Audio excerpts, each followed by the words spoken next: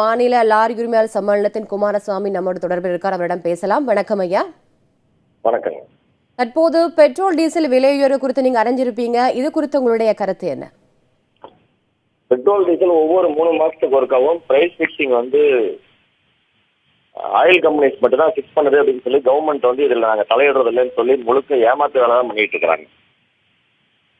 Barrel rate குறைஞ்சதுன்னா rate குறையணும். ஆனா பேரல் ரேட்டு குறைஞ்சாலும் இவங்க அதை எக்ஸைஸ் டியூட்டிலையும் சேல் டாக்ஸ்லையும் அட்ஜஸ்ட் பண்ணி அந்த பெனிஃபிட் பப்ளிக் யாருக்கும் வர்றது கிடையாது.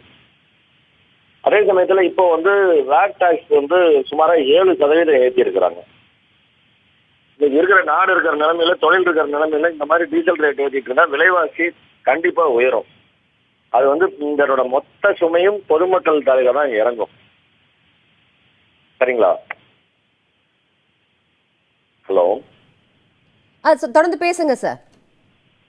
இந்த மாதிரி ஒவ்வொரு முறையும், ஒவ்வொரு 15 நாட்களுக்கு ஒரு முறையும் இவங்க அரசாங்கம் அரசு வருமானத்தை பெருக்கிறதுக்காக இது இந்த டீசல் விலையில அதிகப்படுத்தி எல்லாத்துலயும் சுமையை ஏற்றிக்கிட்டு தான் இருக்கிறாங்க. எந்த இடத்துலயும் இவங்க உலக விலை நிர்ணயத்துக்கு தகுந்த மாதிரி நம்மளோட இந்தியாவில் நிர்ணயம் பண்றதில்லை.